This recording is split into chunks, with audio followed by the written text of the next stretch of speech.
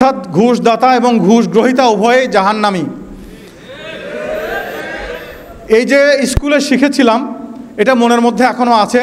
চাকরি শেষ করেছি 2 মাস আগে, কিন্তু জীবনে 1 টাকা ঘুষ খাইও নি, 1 টাকা ঘুষ দেইও নি, কারণ জাহান্নামের আগুনে জ্বলার মতো সাহস আমার নাই। কাজেই যদি আমি একটি শিশুর মনে এই ধারণাটা দিয়ে দিতে পারি যে আমার নৈতিকতা শিখতে হবে, তাহলে এটা সম্ভব। অপরপক্ষে আমরা যদি সঙ্গীত শিক্ষকের বিষয়টা আসি, সঙ্গীত শিক্ষক এটা পড়ানো হয়, ইতিমধ্যে আছে।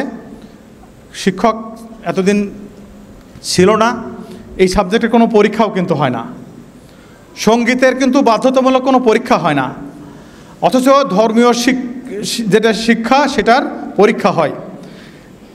2020 সালে সঙ্গীত শিক্ষক নিয়োগের উদ্যোগ নেওয়া হয়েছিল আগের ফ্যাসিস্ট সরকারের আমলে। তারা 4 বছর ক্ষমতায় থেকেও এই আদেশ জারি করার সাহস পায় নাই। কিন্তু কি এমন জরুরি প্রয়োজন হয়ে গেল যে অতি দ্রুত সঙ্গীত শিক্ষক নিয়োগের একটা প্রজ্ঞাপন জারি করা হয়েছে। আমি আপনাদেরকে আজকে এটুকু জানাতে চাই যে এ বিষয়ে বিভিন্ন জায়গা থেকে যে প্রতিবাদ হয়েছে, সেই প্রতিবাদের ফলে সরকার এটি স্থগিত বা বাতিলের সিদ্ধান্ত নিয়ে আগাচ্ছে। আমি আজকেও খোঁজ নিয়েছি, এটা আইন মন্ত্রণালয়ের লেজিসলেটিভ এবং ড্রাফটিং উইংয়ে এটা মতামতের জন্য গেছে। আশা করা যায় যে সামনের সপ্তাহ বা তার পরের সপ্তাহে এই মতামত আসলে নতুন প্রজ্ঞাপন জারি হবে, যেখানে এই শিক্ষক পদ থাকবে না।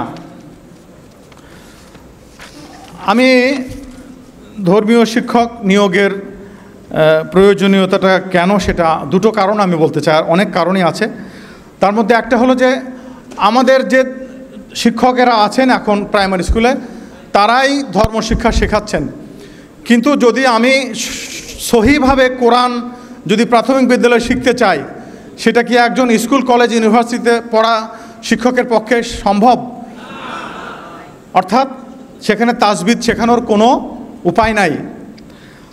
অন্য আরেকটি বিষয় আমাদের দেশের জন্য সার্বিকভাবে প্রয়োজন, 57টি সরকারি, বাকিগুলি অন্যান্য বেসরকারি আছে, কিন্ডারগার্টেন আছে বিভিন্ন ধরনের, এবং এখানে 2 কোটির মতো স্টুডেন্ট আছে সকল প্রাথমিক বিদ্যালয়ে। আমাদের যে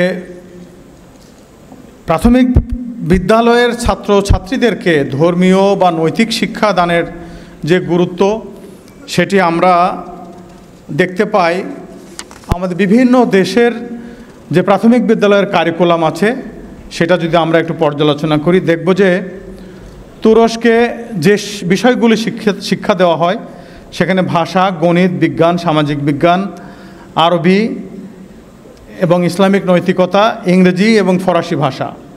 ইরানে শিক্ষা দেওয়া হয় ফার্সি, গণিত, বিজ্ঞান, ইতিহাস, ভূগোল, কারিগরি, শারীরিক শিক্ষা এবং কোরআন। সরাসরি কোরআন সেখানে শিক্ষা দেওয়া হয় একদম কারিকুলামের অন্তর্ভুক্ত হিসেবে।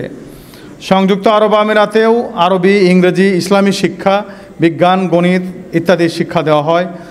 মালয়েশিয়া, ইন্দোনেশিয়া তো বটেই, জাপান এবং ফিনল্যান্ডেও সেখানে ভাষা, গণিত, বিজ্ঞান, সামাজিক বিজ্ঞান, নৈতিক শিক্ষা এগুলি শিক্ষা দেওয়া হয়। কিন্তু আমাদের দেশে দিকে যদি আমরা তাকাই, আমাদের প্রাথমিক বিদ্যালয়গুলোতে ইসলাম ধর্ম বা সব ধর্মই শেখানো হয়। এই সাবজেক্টটা বাধ্যতামূলক এবং এটা পরীক্ষা হয়, কিন্তু এই সাবজেক্টের কোনো আলাদাভাবে শিক্ষক নেই। যে কারণে কি হচ্ছে যে আসলে এখান থেকে নৈতিক শিক্ষা লাভ করতে পারছে না। গবেষণায় দেখা যাচ্ছে যে প্রাথমিক বিদ্যালয়ে শিক্ষার্থী কমে যাচ্ছে এবং এই সব শিক্ষার্থীরা কওমি মাদ্রাসায় যাচ্ছেন। কওমি মাদ্রাসায় যাচ্ছেন কেন? কারণ অভিভাবকরা মনে করছেন যে প্রাথমিক বিদ্যালয়ে তাদের বিশ্বাসের যে প্রতিফলন সেটা ঘটছে না, তাদের সন্তানদেরকে নৈতিক শিক্ষা দেওয়া যাচ্ছে না।